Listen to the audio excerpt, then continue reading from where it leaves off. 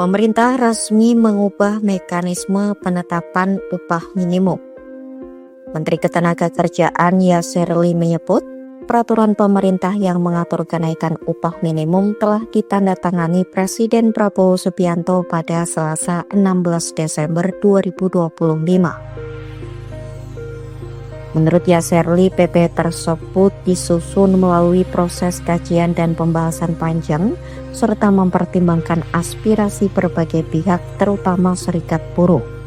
Dalam PP pengupahan itu, Presiden Prabowo Subianto menetapkan formula kenaikan upah minimum, yakni inflasi ditambah dengan pertumbuhan ekonomi dikalikan indeks tertentu atau alfa.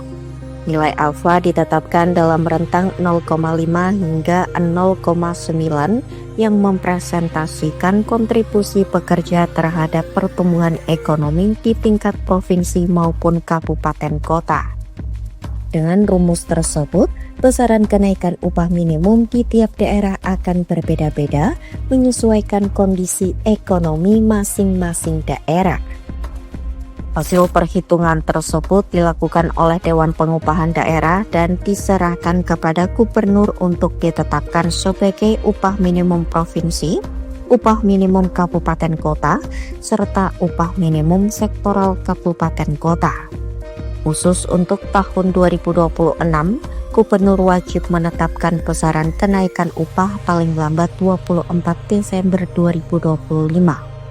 Yasserli menegaskan kebijakan ini merupakan implementasi putusan Mahkamah Konstitusi nomor 168 tahun 2023 yang memerintahkan pemerintah melibatkan Dewan Pengupahan dan memperluas variabel dalam penetapan upah minimum.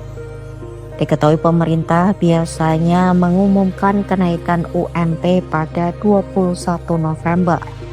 Namun sampai saat ini, pemerintah tak kunjung mengumumkan kenaikan tersebut. Yasserli sebelumnya mengungkapkan kenaikan UMP 2026 tidak ditetapkan dalam satu angka nasional seperti tahun 2025 yang ditetapkan naik 6,5% di seluruh provinsi. Di sisi lain, penolakan terhadap penetapan UMP 2026 datang dari kalangan buruh.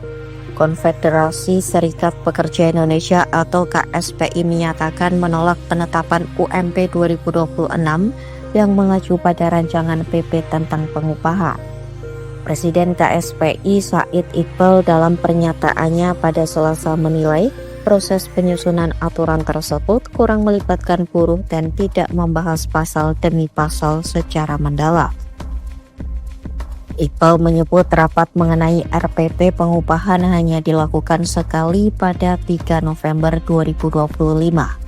KSPI juga menyoroti definisi kebutuhan hidup layak serta penetapan indeks tertentu atau alfa yang dinilai tidak sepenuhnya sejalan dengan putusan Mahkamah Konstitusi.